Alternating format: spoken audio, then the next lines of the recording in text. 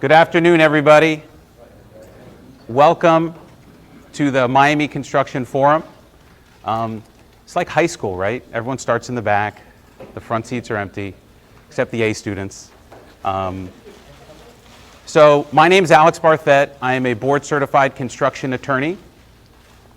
Today we're going to talk about material price escalation. Now, we've been doing this forum for almost 7 years now, and this is one of the best crowds we have, so clearly it is a hot topic. Spoiler alert, I don't have the magic answer to solve all of your problems, but I am going to arm you with what we see is working and what we see is not working. And if you have any questions, this is the time to ask. I have a lot of clients in the room. They will be the first to tell you it's very rare that you get to ask a lawyer a question and not worry about getting a bill. This is one of those times. So if we are taping it, but there's still no bill, Jack, I promise. So if you have any questions, make sure to ask. We have over 1,400 people that signed up on LinkedIn that are watching this live. That's why we have got the cameras. As we do for every construction forum, at the end of the presentation, within a few days, you'll get an email from NARCI with a list of everyone that's here and signed up, plus a copy of the PowerPoint. So you don't have to take furious notes, take pictures of everything that's there, because you will get it. And then anybody that's watching on LinkedIn, you'll see a message. If you send an email to NARCI, she will go ahead and send you the PowerPoint presentation as well. So with that, let's go ahead and get started. So we're going to talk about three specific things. Number one, what is the current state of construction material escalation? Two, how to deal with your existing contracts. Contracts you have already signed that have probably no escalation provision in them. And then number three, how to deal with new contracts. And I'm going to give you very specific examples. I'm going to give you a draft letter that you can send. I'm going to show you contract provisions. And as I said, I'm happy to answer any questions that you have. So let's get started. So what is the current state of material escalation? I'll probably tell you something that you already know. It's gone through the roof. So this is the Cummings Construction Material Price Index over the last 12 months. Steel, pipe, and tube up 57%. Gypsum products 21%. Flat glass almost 7%. This is a great chart if you need to convince anybody that doesn't already know that material prices have gone sky high. We're also going to talk about delivery of materials. What does it take to get materials to your site? Because getting access to materials is also very challenging. There are some other resources if you need to convince anybody. These are the two best that I have found. The AGC 2022 Construction Inflation Alert. They've been publishing it almost monthly. And they give a great breakdown with a full analysis from the AGC economist. The FDOT has done a great job as well, putting together their index of items typically required for road building. Again, another great resource to the extent you need to convince anybody that this is real and it's happening to your business. So, how do we deal with existing contracts? What is it that you have to do to try to get someone to pay you more money for a contract you have already signed? Something that is very, very difficult. So let's break it down into the different types of contracts that you may have. So maybe you have a verbal agreement. There's nothing in writing. Those are going to be the easiest to deal with. My guess is most of you don't have this. Most of your contracts are in writing.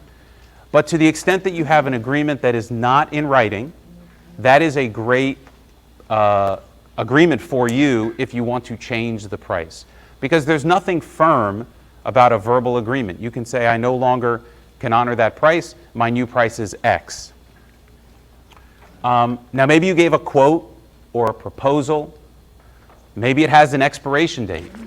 We know some supply houses that had, we give you a quote, it's good for 30 days. We're now seeing those same supply houses say, we'll give you a quote, it's good until tomorrow morning. So if you're giving quotes or you have a quote, does it have an expiration date? Is there something you can do with the expiration date or the quote you have? Maybe you can retract whatever you gave to somebody that is your contract. So you think that you have a valid binding written agreement, but maybe you never got it back from them. So if you never got a countersigned copy, you may want to consider sending an email saying, we've sent you this agreement, it hasn't been countersigned, we are retracting our position. We no longer can honor the proposal or contract that we gave you.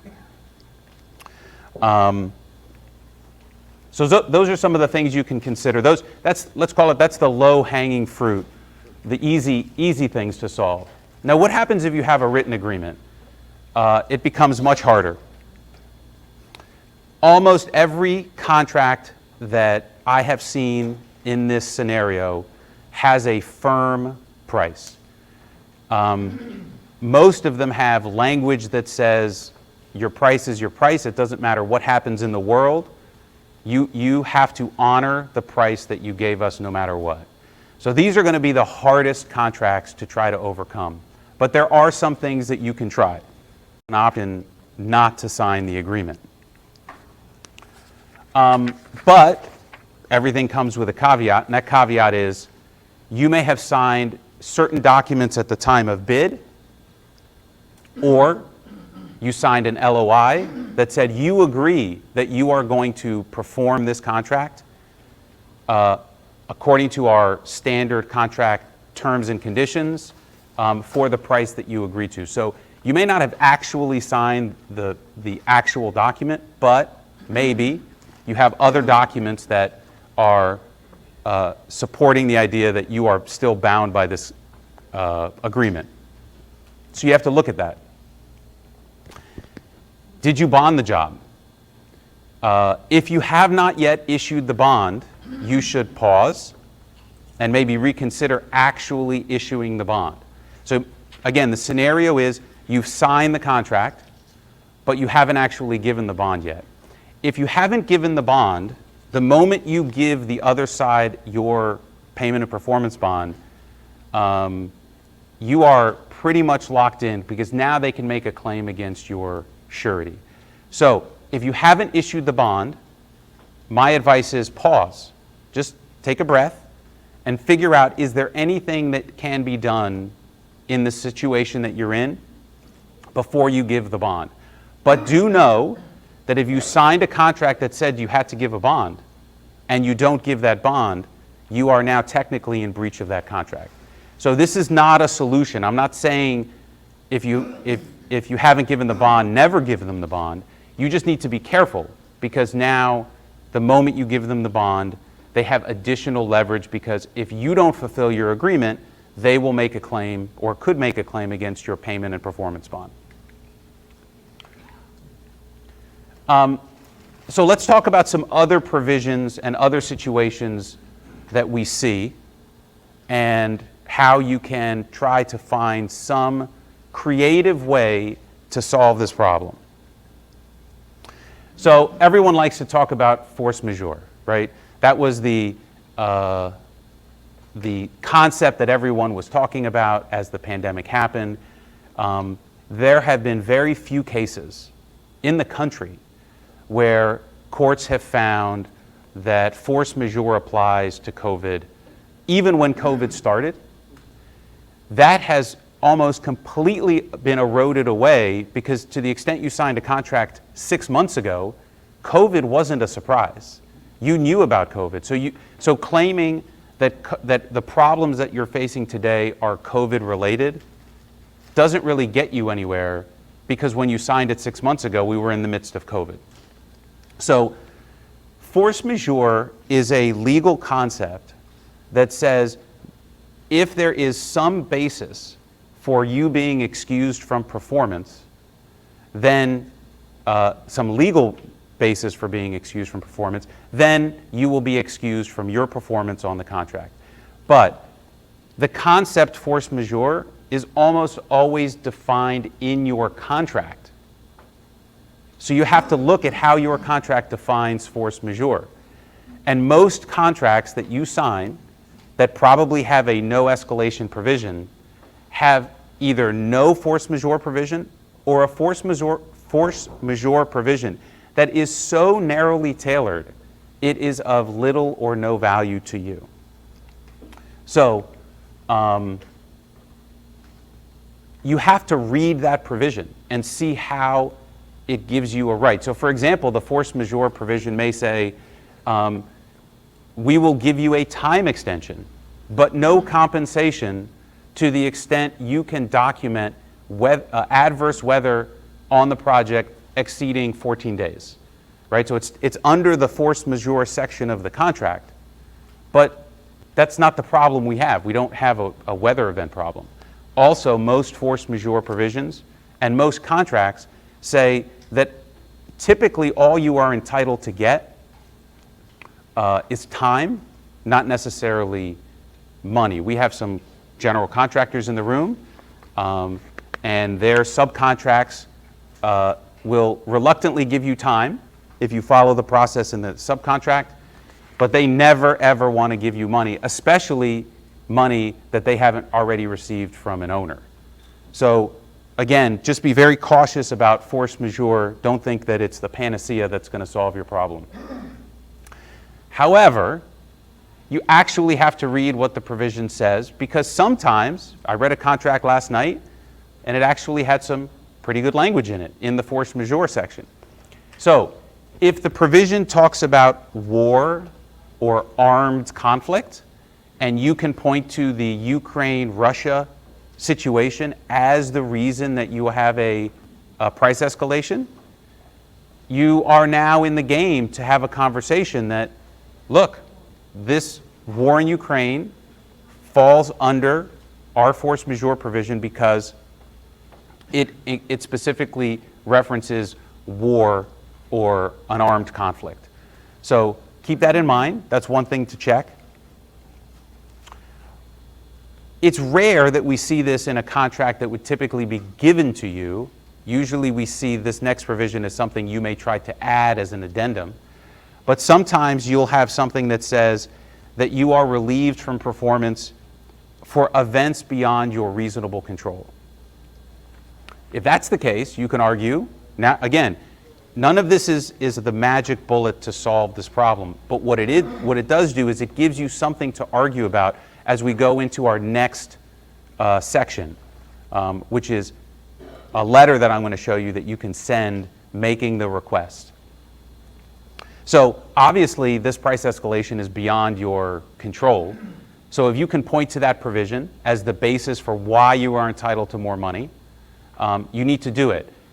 Because, again, the goal of this exercise is to find a way to point to something in your contract, plus the information that I gave you about material escalation prices from the AGC and others, and then try to have a sit-down meeting with the contractor, the subcontractor, the owner, and make your pitch that you're entitled to more money. What are some other provisions you can look at? Sometimes, it's pretty rare, you'll see a provision called changes in the law. Maybe you can tie in some of your escalation to changes in the law. This is very narrow. But as you may know, the prices for, or the pay scale for prevailing wage jobs has gone significantly higher. If you do public work or work that is publicly funded, you usually have to follow the prevailing wage. And the wages from last year to this year for some disciplines have gone up a lot. You may be able to argue that that constituted a change in the law, and that change in the law should entitle you to that additional pay that you have to pay these prevailing wage employees of yours.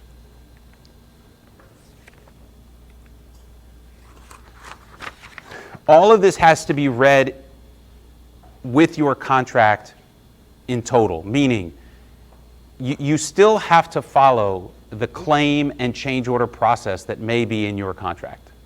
So if the contract says that any claim has to be submitted in 7 days, 5 days, you need to follow that process, because that's exactly what you're doing. You are making a request for effectively an equitable adjustment to your contract.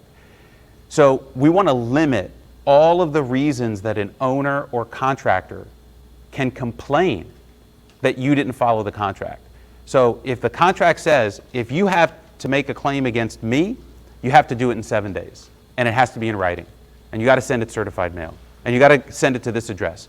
When you make your request, as best as possible, try to comply with those notice requirements in the contract, because you got a significant hurdle to overcome. Those issues aside, we want to try to take those easy issues off the table if possible. So whatever the claim process is, you want to make sure that you follow it per your contract. Can you argue that any of this escalation is connected to new work? Because then you will fall under the change order process. This is very narrow. It won't happen all the time, but the goal would be, I've been asked to do new work. Now to get a price, the price goes up. I'm going to try to tie in this change order with an escalation of the rest of the contract, or some of the rest of the contract. Again,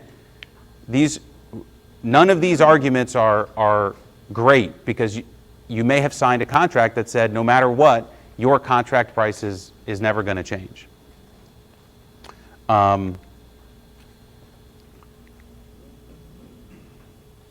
Most contracts have a claim section. I mentioned that before. So some contracts have a change order section and another section that says claims. If you want to make a claim for any amount of money, you have to follow this process. So again, you want to make sure that when you submit your request that you follow that process. Just know that almost every contract, whether it's a contract from the owner to the GC, GC to the subs, subs to sub-subs,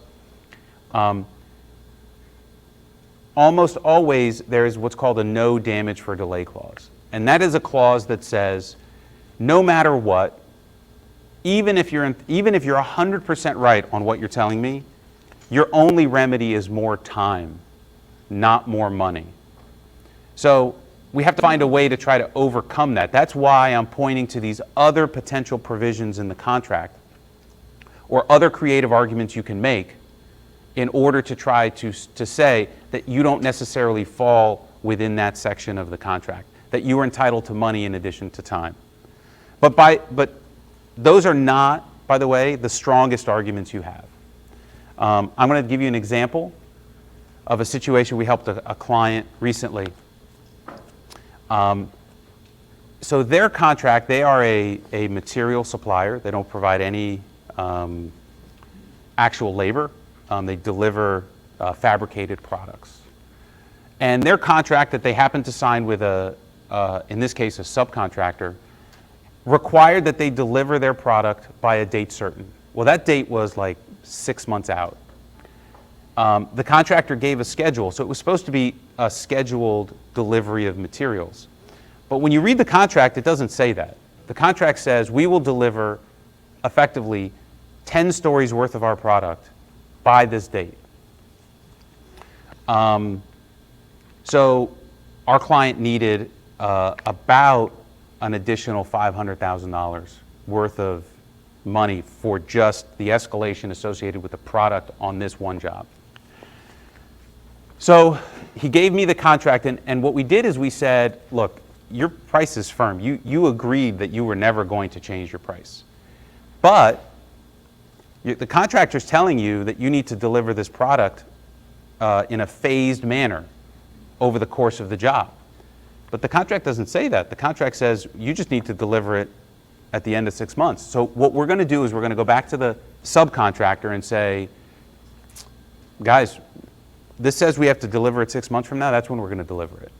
But if you want us to deliver the product so that you can meet your schedule, which is not a part of our contract, so that you can finish your job on time, we need another $500,000. So we were not allowed to change the price. But what we did is we found another way to argue that we should be entitled to some money because you want something that's not exactly in the contract. We negotiated back and forth, and I think we got about $200,000 more effectively for our client to give what he understood he had to do, which is a phased delivery, but it didn't say that in the agreement. So that's an example of a situation in which you have to be really creative about how to solve this problem. And every situation is going to be a little different. And it's important that you seek legal advice to read your contract, read all the fine print, so that maybe you can find some narrow avenue, some way to try to get some additional money.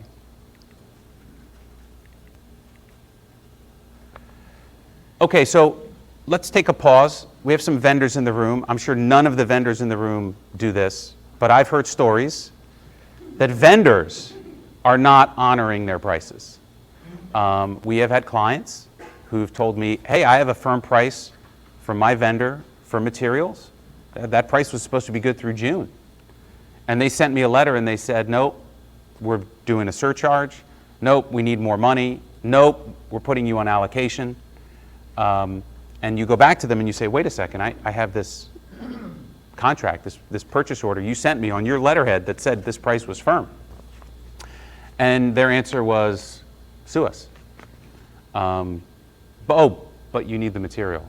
So, and no one else can give you this material because everyone else is fully at capacity.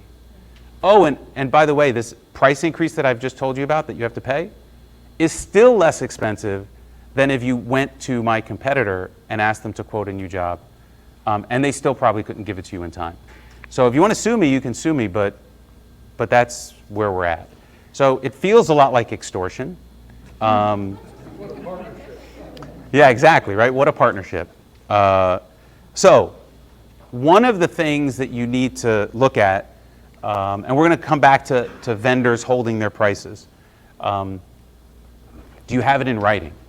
It's absolutely critical that when you buy material from your vendors, even product that you normally would just pick up the phone and order, that you try to get those prices in writing. And the reason is going to become obvious in a minute when we talk about the next phase of this. But having that written price is going to be very important.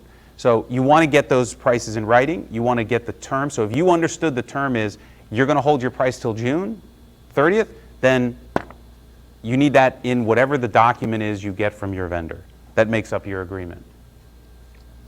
Was it a firm price? Was there any other language in the quote that would suggest that the price actually wasn't firm? Does it have some other provisions in the contract that say, oh, we can change our price anytime we want? We've seen that, right? So you get a quote and it incorporates the terms and conditions, which don't actually happen to be with the document, but maybe it's referenced on a web page. Maybe it was the terms and conditions you signed when you signed the credit app. You need to go back and look because maybe there it says these terms and conditions govern, and oh, by the way, we can change our price anytime we want. So you have to look at any other document that makes up your quote. So then the next question is, can you sue them? Like, legally, do you have a basis to do it? And I've been approached by some clients that have been stiffed by some vendors who unilaterally raise prices separate and apart from their obligation to do it. And yes, we had a great legal case, but the client made a decision that what am I going to do? I can't get it anywhere else. If I don't get product from this vendor, I can't get it from anybody else, and I need that product. Then I can't deliver to my client. So even though we've been presented with good legal claims, none of our clients have ever decided to pursue that claim because it would effectively put them out of business. So they get strong-armed. And what we find is that the subcontractors are kind of in the pinch point, as they, in my opinion, typically are all the time, right? They're getting the pressure from the contractor. They have to pay their vendors and their labor. So this is another example of a subcontractor getting pinched. As I mentioned, maybe they'll cut you off, and maybe you can't get substitute materials. So you have to make a decision, what are you going to do when your vendor decides to change their price on you?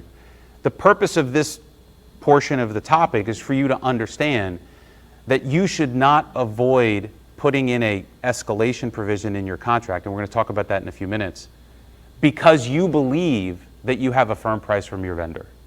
Because that firm price, if things go out of control again, may in fact not be as firm as you think it is. So keep that in mind.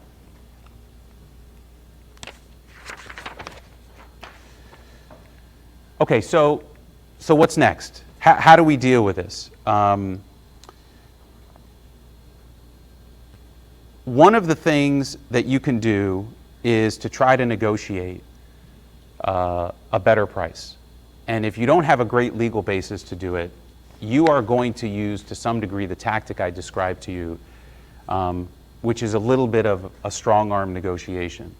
Because understand that the position that you are in with your customer is, you may feel like you are on the short end of the stick, but they have, your customer, your client has the same problems, the same obligation to deliver that you do. And if you're a subcontractor in the room, know that the contractor and the owner are not only having to deal with your escalation issues, but they're dealing with the plumbers, the roofers, the glazing contractor, the structural contractor. So all of that is mounting on the GC.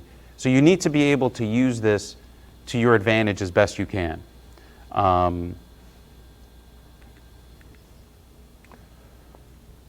Okay, so if you're requesting an accommodation, right, that's what we want. We want to say, I need more time or more money or both to accomplish what I originally agreed to do. You need to send that request as quickly as possible. If you have jobs that you're thinking, wow, I probably should do this, you need to do it right away. Because I'll explain a little bit later why it's really important, but the early bird gets the worm in this situation. So the first people that make this request typically have the better recovery rate than the people that are making it at the end. You need to provide the backup. Every situation that we have assisted a client with in this situation has always done better when they've provided detailed backup. So you want to summarize it, like, here's my total, I'm asking for another $500,000. Here's a summary of how it's broken down. And here's all the backup to support my request. And that backup is absolutely critical. You are going to someone who you have a contract with, where you negotiated an agreement for a certain price, and you're saying, I need more money, I need more time. So they're going to want to know that what you're asking for is real. So what are the documents that you can provide to support your position as best as possible? So I would tell you, you need written quotes from whoever it is that provided that you are dealing with the escalation with at the time of bid and currently. So let's talk about how you bid a job, right? You see a job you're interested in, you talk to the contractor, you get the plans, you now go to your network of subs and vendors, and you have them start pricing to you so that you can put your number together to give to the contractor, who will then take all of that, put it together, and give it to the owner. So when you are presenting your claim for additional money, what the contractor is going to want to see from you and what the owner is going to want to see from you and the contractor is that you actually did everything you could to secure the price for your materials at the bid time. So if you are saying concrete went up an extra 20%, what are you going to hand to the contractor and the owner to show that when you bid the job, you had a commitment for concrete at one price, and now today it's a different price? So that anyone could put numbers on a spreadsheet, and the contractors are going to look a little askew, and owners are going to look a little askew at just numbers on a spreadsheet. They want to see the vendor price. So that's why it's absolutely critical that you get vendor prices from everybody, because you're going to need it if you're going to ask people for more money. Now, we've been dealing with some clients who have had a hard time getting vendors to give them anything in writing to support the increase. So one of the other things that owners and contractors want to see is they want to see what the vendor is giving to you as the basis for the price increase. Some vendors and manufacturers are much more open than others. So maybe you get a letter from your pipe supplier that says, you know, pig iron has gone through the roof, scrap steel has gone through the roof, you know, this is why, and the war in Ukraine is the reason, and this is why now we're adding a, you know, $10 a foot surcharge on your steel or cast iron pipe. That's the documentation you want to get and put in your package when you give it to the contractor and the owner. The more you can do to support your claim, the easier it's going to be to make this very, very difficult sell.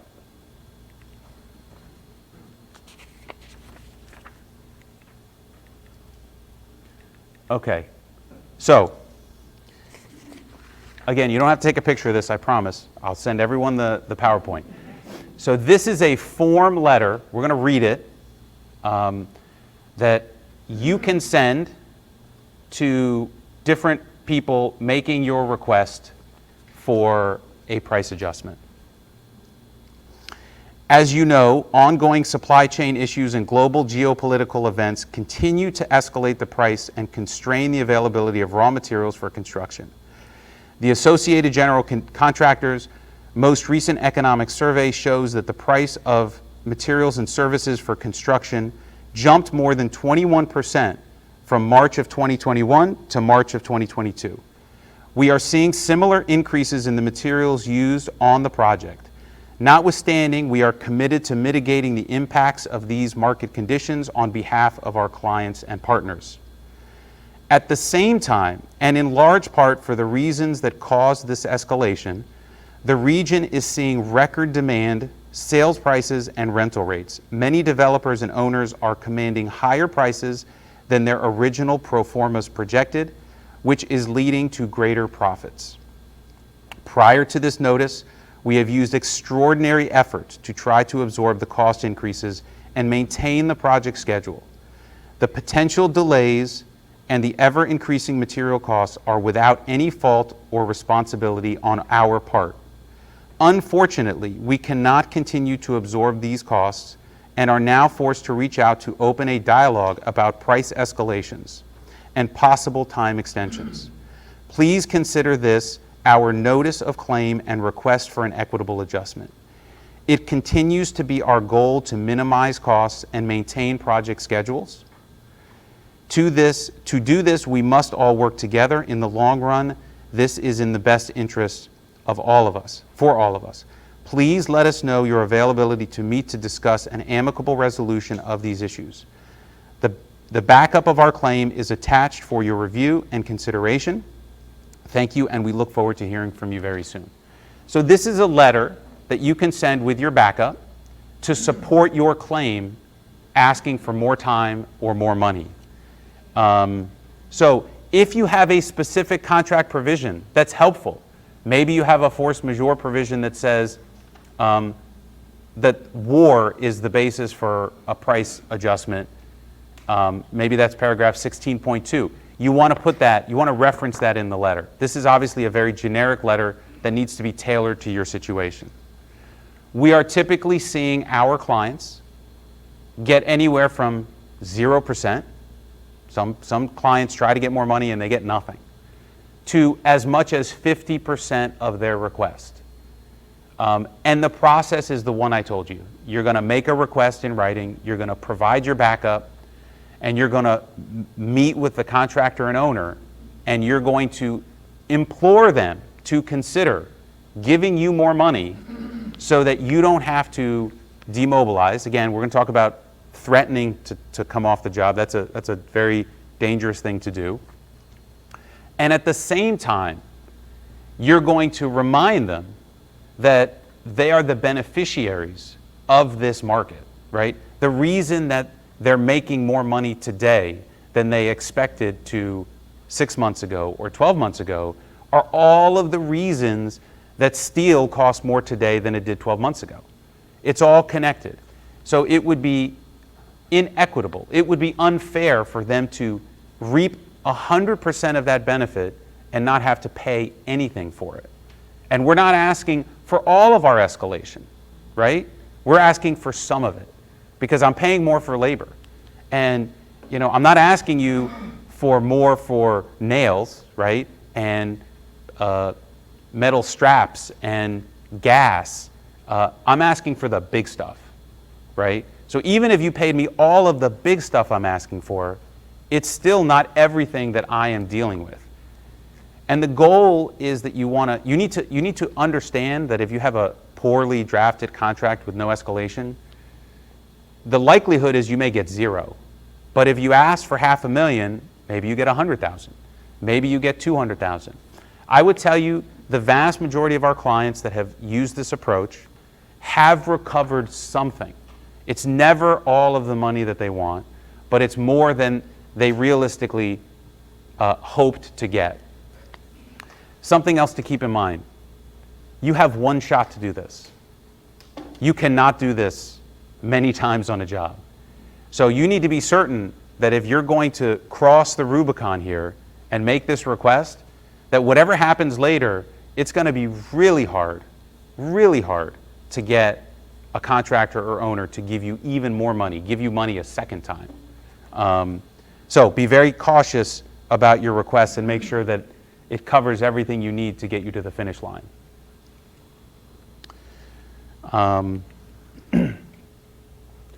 We see higher success rates on these requests on private jobs than on public jobs.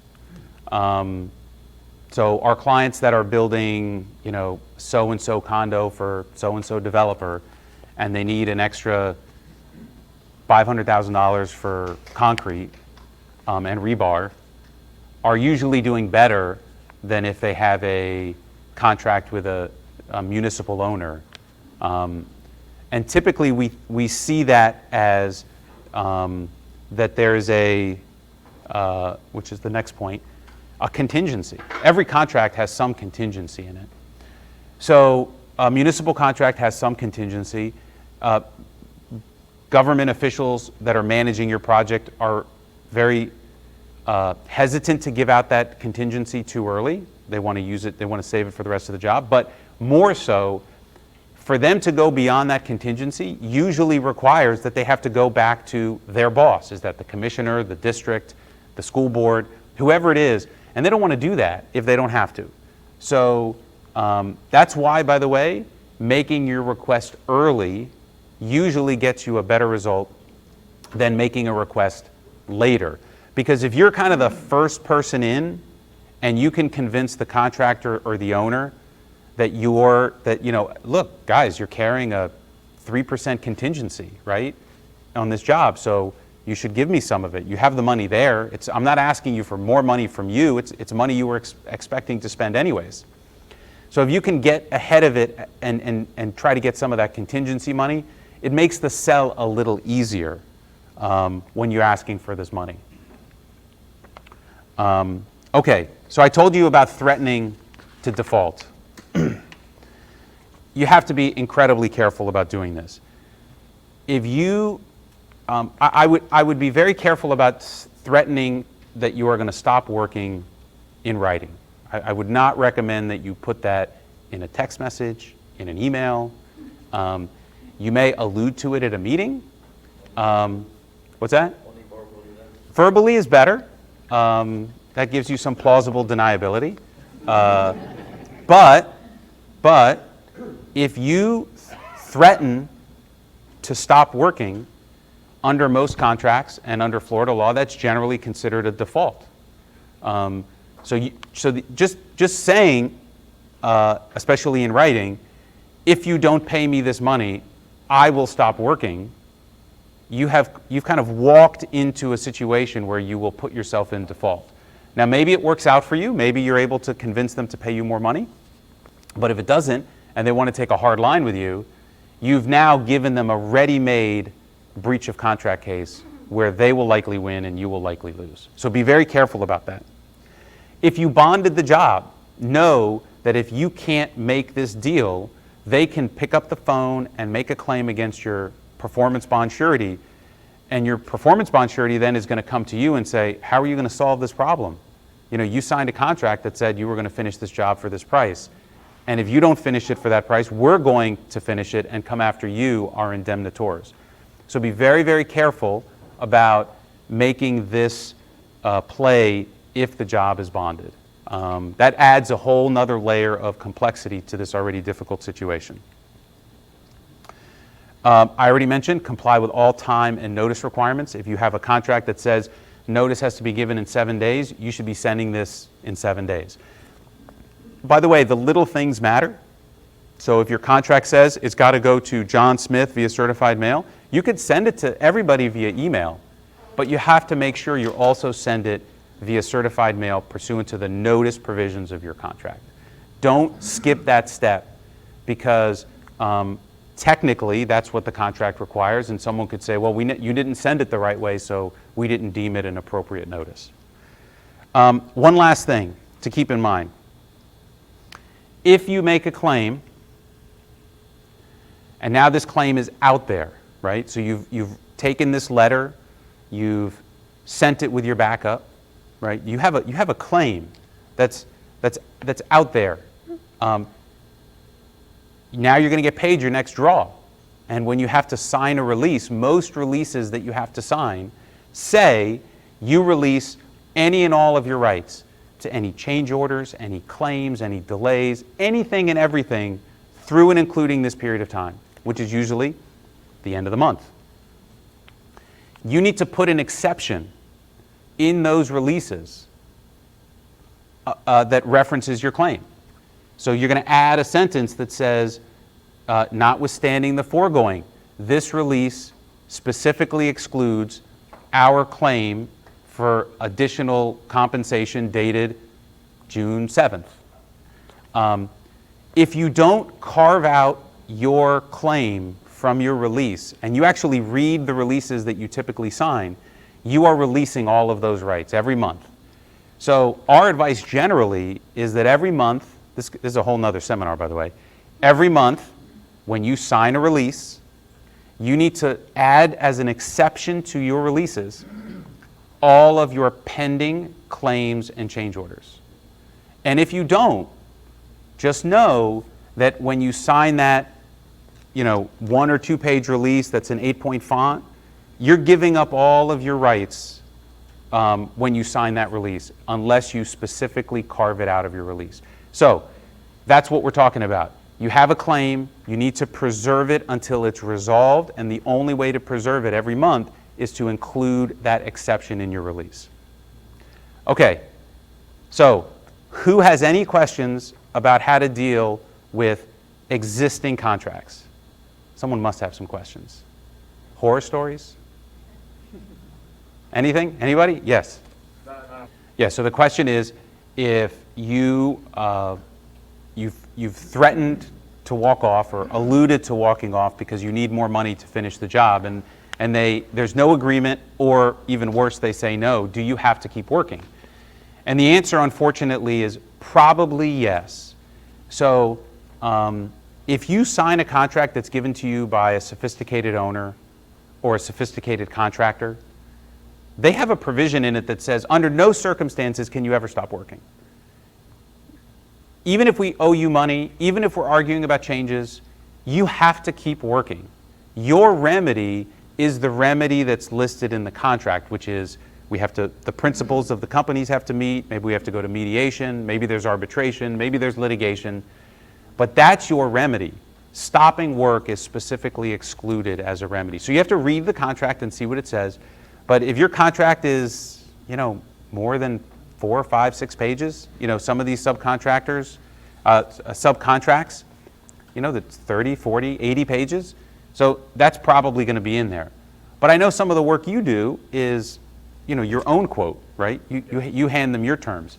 So what you want to do, if that's the case, is put provisions in your terms that say, we're going to talk about those, price escalation, and if we can't come to an agreement, I don't have to keep working.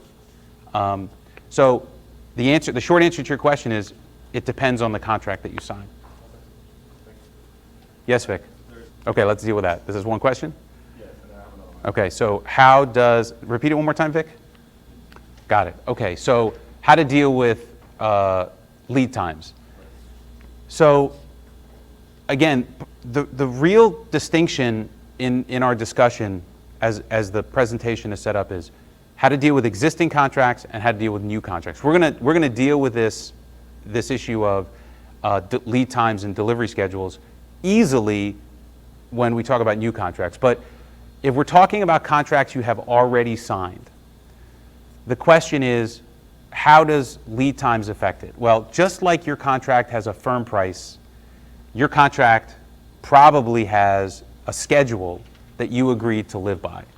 So that contract probably says, attached as exhibit, double Q is our schedule. It's the full schedule of the project, and you agree that you're going to live up to the schedule. It probably also has a provision that says something like, okay, if we as the owner or contractor want to reorient your forces, have you accelerate or decelerate, mobilize or demobilize, you agree that 100% of that is going to be included in your price. So the short answer is, part of this is going back to the contract and determining what does your contract say. Most contracts, unfortunately, from sophisticated owners or sophisticated contractors, have foreclosed that out as there's no easy answer to solve that problem. It's all of the things we've been talking about. What's the next question, Vic? Well, so if this is so the question is, the agreement between this person and their vendor says they get to meet once a quarter to renegotiate prices. How do you deal with that when that's what your vendor says? I would tell you, if we're negotiating today, everybody understands that they cannot commit to prices for an extended duration. And again, we're going to go into more detail about that on how to deal with new contracts. So yes, you can push back and you can say, no, I don't agree. I need you to give me a firm price. The problem is that the counterparty may say, I cannot give you a firm price. And while I was picking on suppliers a while ago, let me tell you that they themselves have problems of their own with their manufacturers. We're dealing with a supply house who received a commitment from the manufacturer for steel pipe, has a firm written agreement with the manufacturer, has several emails confirming both delivery schedule and a firm holding of a price for this steel pipe. And we then, as the supply house, took that price and gave it to our customer who placed an order. And now the manufacturer came back in March and said, we can no longer honor that price. So from now on, we're adding a surcharge. Oh, and the new price is X. Oh, and we can't agree to those delivery times. So your supply house is acting themselves as a middleman to the manufacturers that are providing the product. So in today's economy, if that was happening and negotiated today, everyone would seem to understand. I get it. I know you can't commit, so I can't commit. But sometimes the commitments you get from your vendors, as I told you, can be upended, not necessarily because they're trying to get more money, but because their own suppliers have changed the terms on them. Does anybody have any other questions? Yes. Yeah, so the question is, if you have jobs going back to the well more than once, if you have jobs that started or were awarded a long time ago, what to do. There may be an argument, again, it won't be in the contract, but you may be able to fashion a legal argument that if you quoted a job and signed a contract pre-COVID and today it still hasn't started, that maybe you can void the agreement because just the mere passage of time, that it's unreasonable to think that you would hold your agreement for so long. I'm guessing as well, if you looked at the schedule that is probably part of the contract, it probably has already elapsed, meaning that the whole job was supposed to be done by now and it hasn't even started. So, that's an example of an argument you can use that's specific to your situation. It's not a guaranteed fix, but in my mind, that would be a great argument to go back to and say, look, I can't keep holding this price. We bid this 3 years ago. I signed a contract 2.5 years ago and we haven't even started. Part of this is a discussion with your legal counsel to understand the ramifications of, well, if we do this, then what are the bad things that could happen if it doesn't go like we planned? So the question is how long is, I guess the question is how long is a proposal good if you don't specifically put in an exception that it's limited for a certain amount of time? The law generally says that it's good for a reasonable amount of time. Is it 15 days? Is it 30 days? Is it 60 days? It's hard to say, but I would, the norm generally is 30 days. Maybe you extend it to 60 days, but it's unreasonable for someone to think that you are going to give them a price that's good indefinitely. So if you gave a price and it doesn't have a specific exclusion, and you gave that to them in November, I would say you're on pretty good legal footing to say, well, you didn't accept it in 30 days, or 45 days, or 60 days, or 90 days. Look, we're in April. So I can't honor that price anymore. Yes, so the goal would be that you have an agreement in 30 days, right? So it has to be accepted. Yeah, so the best thing to do is to put more exculpatory language in your agreement, in your quotes. That's always better. But again, my opinion is if you gave someone a price that hasn't been accepted more than 30, 60 days ago, you're in a good place to say, no, I don't agree. I cannot honor that price anymore. Yeah, so again, the issue is that when you look at the releases that you have to sign with your owners or contractors, if it's not the statutory release form, it's a much longer form. And that form gives up all of your rights for anything and everything that would have existed at that time. So you need to include an exclusion for all pending change orders and in our example, the claim that you submitted. So you're going to reference that. And the reason you want to do that is so that you don't release it as part of your release so that you can preserve it later.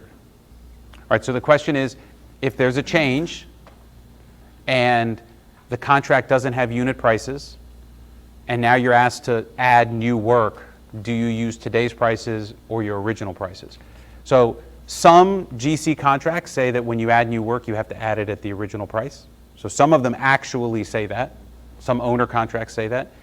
In my experience, most don't, and you can add it at the new price. So the default should be to add it at the new price, but be prepared to support it because the owner and the contractor are going to want to see that new price. But I think you're on good footing to add it at the new price. All right, one last question and we'll go on. All right, so the question is, if you have a contract and a change order for 10% new work and 90% old work, but you can't start the old work until the new work the change order work is released. How do you deal with that? So again, my default answer is we've got to look at the contract to see what it says. But generally speaking, what I would say is that you should send the contractor or owner a letter, an email that says, I cannot hold my original price until you approve the new price because I can't buy what I need for the existing work until you release this new. So either you tell me now, or just know that I may request a extension for additional time and money. So I would put them on notice first, and then see what that does. Maybe that releases the 10%. I know that what you really want is them not to do it so that you can charge more money on all of it. But to do it right, you have to at least give them notice that that is a consequence of them not acting. And then we'd have to see how it goes from there. All right, so let's move on to dealing. Say one thing. Okay, so I'm going to disclaim what was just said. I think it's a fantastic idea. But okay, so for all of you that are online, the comment was, well, if you change the release in the same font and style, then slightly, I get it, slightly, right? I'm the only one signing it. I agree. You are the only one signing it. Then by doing that, then you can solve the problem. And we have had clients that do that. Blake, I'm sure you have your team read every release every time it comes through, just because. But yes, that is a workable solution. I'm put an asterisk right here, okay? All right, so let's deal with new contracts. All right, so you need to add an escalation to every new contract, right? So any contract you sign today, you absolutely need to add an escalation provision. You need to consider both dollars and time. And again, as I told you before, even if you have firm commitments from your vendors, I strongly encourage you to also add or try to add an escalation provision to your contract. Okay, so let's take a look at two provisions that are the complete opposite of one another. One is friendly to the party that is adding it, meaning they want to be able to ask for an escalation. And the second one is the opposing party's counterposition to, okay, I'll give you an acceleration or escalation, but only on limited conditions. So let's go through each one of them, and I will read them. Okay, so this is a provision you can add.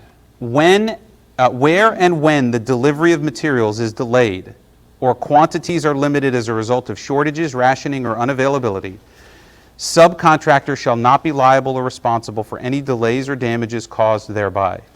When this occurs, subcontractor may propose substitute materials or suppliers or alternate means of acquiring said materials, and contractor and subcontractor shall negotiate an equitable price and time adjustment to the agreement. Additionally, when the costs of any or all labor or materials exceeds 5% more than the price originally quoted to subcontractor, then subcontractor shall notice contractor in writing of such change, and the parties shall come to a mutual agreement on a new price. Until such time as subcontractor and contractor negotiate any applicable price and time adjustments, subcontractor shall be relieved of further performance under this agreement. This provision shall control over all other terms and conditions in the agreement and contract documents. So let me be the first to tell you that there is no general contractor or owner that will ever sign this provision, okay? However, it will start a discussion to deal with cost escalation in your contract. So you need to start somewhere, right? Because if you're going to get a contract from an owner or a contractor, and it's going to say your price is firm. So you need to put something back to say, I may need more time, I may need more money. This is what I propose. I'm sure the general contractors in the room would say, we would absolutely never sign this. And I understand that. But now we're going to talk about it. Okay, you're not going to sign this. So what is it that you will sign? How do we deal with this problem? Because you know and I know that I can't commit to a price without having some ability to ask for more money later. So other things to add that may be significant to your business. Fuel, freight. Maybe there are other things that storage, that matter a lot to your business. And as a result, you need to add them to your escalation. So now here is a contractor-friendly version or an owner-friendly version, right? So thank you for your provision. We will never sign it, but here's a counter provision that maybe you can consider. If during the performance of the contract, the price of any specific material increases by more than 25% from the date the price was originally obtained to the date the material is purchased and subject to the conditions below, the subcontractor may seek an equitable price adjustment for the amounts above said 25% increase. This provision requires all of the following to occur for an equitable price adjustment to take place. The subcontractor has documentable evidence that it obtained a firm written quote for said material and that said material and said amount was carried in its bid to contractor. 2, that the subcontractor used its best efforts to lock in said price for the duration of the contract and for the period when it would need the materials on site, and that subcontractor used its best efforts to timely order and schedule the material at said original price. 3, subcontractor has first used all available subcontract bid contingency and savings. And 4, subcontractor submitted its formal written request for equitable adjustment to contractor within 15 business days of its first notice that the price increase for said materials would exceed the 25% threshold. This provision applies to each material item individually and not any group of materials or all materials collectively. So we've now talked about like the two extremes, right? As a subcontractor, you look at this and say, well, this is a gauntlet that is almost impossible to cross. But a contractor has given you an ability to ask for more time and money. Again, part of this is negotiating. Maybe it's not 25%, maybe it's 10%, maybe it's 15%. What seems to be, in our experience, absolutely consistent is that the contractors and owners want proof that you did the best you could to lock in a price and that today that price is different, not because it just changed, but because it changed and you did everything you could to prevent it. So the fact that you pick up the phone and get a quote verbally and you put that in your bid and now the price is 25% higher, I'm here to tell you most contractors and owners are not going to be all that impressed with your position. They may make a deal with you because they have no other choice, but it's not because they think you did the best job possible at locking in your price.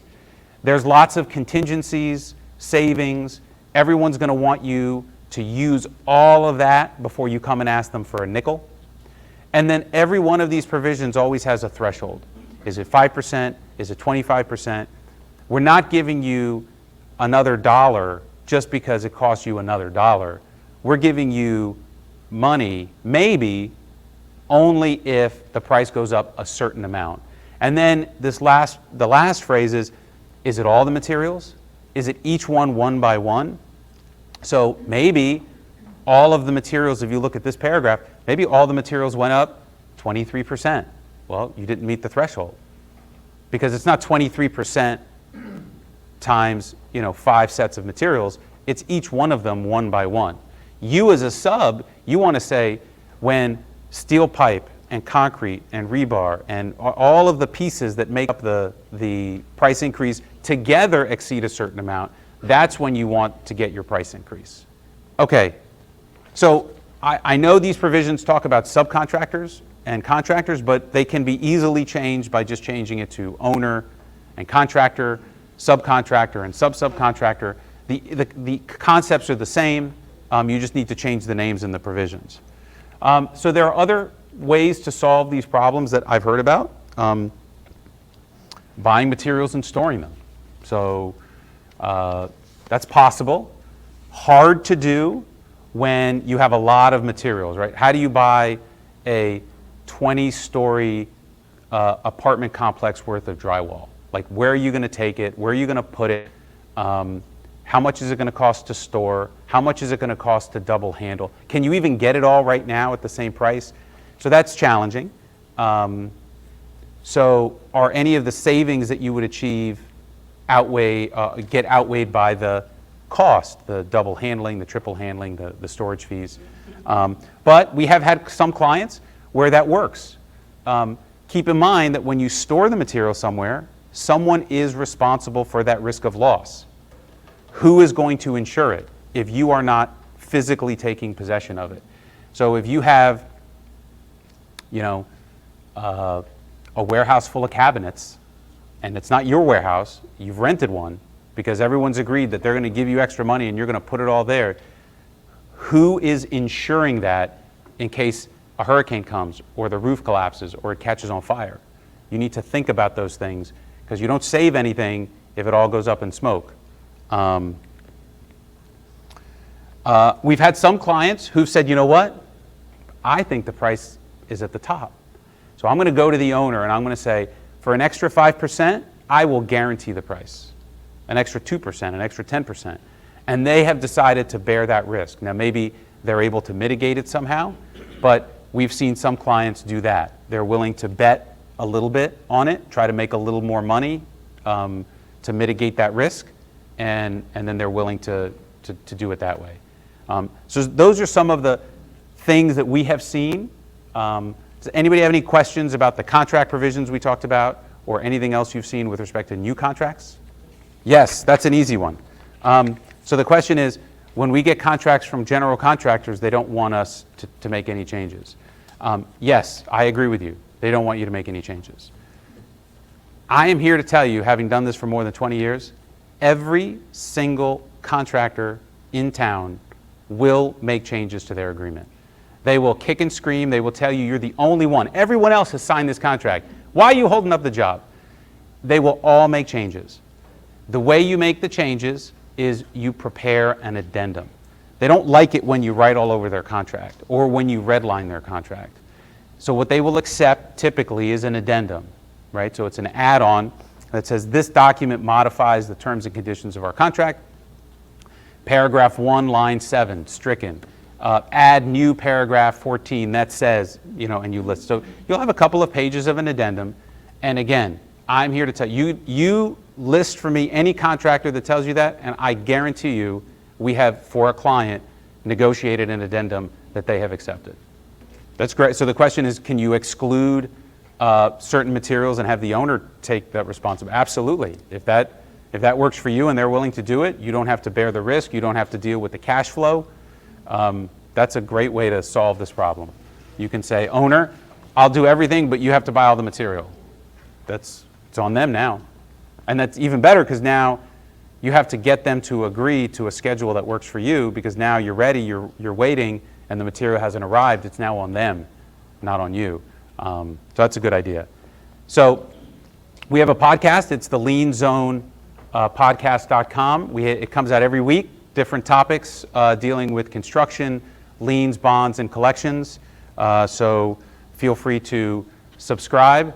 One last thing. So if you enjoyed today, I would ask you to leave the Miami Construction Forum a review. The easy way to do that is if you point your phone here, it should take you right to the review page, and go ahead and leave us a review. Vic, you said you have a question? Yeah. Right, so the question is, how do you hold the price from your letter of intent from your vendors? And the short answer, unfortunately, as we've talked about at length, is that it's very hard, if not impossible, because even if you have a firm price from your vendor, they may not honor that price. So the answer to that question is to make sure you include in your contract with whoever you have a contract with the right to have a price escalation. That's the only way to solve that problem. Any other questions? All right, so the question is, if you've signed a letter of intent, not the contract, and you want to change your mind, can you change your mind? So it's going to sound familiar. Due to a job, schedule's been almost a year. Right. So the letter of intent was a year ago, and now, things have changed. So this is going to sound familiar. You got to look at what the document says. So In the old days, when I started, when I had hair, we would see letters of intent that said, hey, we're going to do the best we can, we'll talk about a contract, thank you very much. It was pretty vanilla. Now, we see letters of intent that say, thank you for agreeing, you've given us a price, you agree that that price is firm, and you also agree that barring our agreement to make changes to our standard subcontract, you agree that you will sign our contract when we present it to you without modification, and we've given you the schedule and you agree that you're going to live up to that schedule even if it changes. So not all letters of intent are created equal. You have to be very careful, and you got to look at each one and see which version it is. So for those of you that attended in person, you have a few things in front of you. You have the Calculine. This helps you calculate your lien and notice to owner deadlines. You can make sure you can use it all the time. If you are online and you want one, send Narcy an email. She will send you one in the mail. And then we have some construction socks and hats for everybody. I hope you enjoy it. We do this every month. The next one, I should have written it down, Narcy, May 18th, and we're going to have Frank Pulcini and the folks from Alter Surety, Jonathan Bursovich, and they're going to come and talk to us about 6 ways that you can reduce your risk, reduce your insurance premiums, and increase your bonding capacity. And that's going to be May 18th here, and we'll also stream it live on LinkedIn. Thank you again, everybody, for coming. If you have any other questions, let me know. I'll be here for a while, and see you in a month.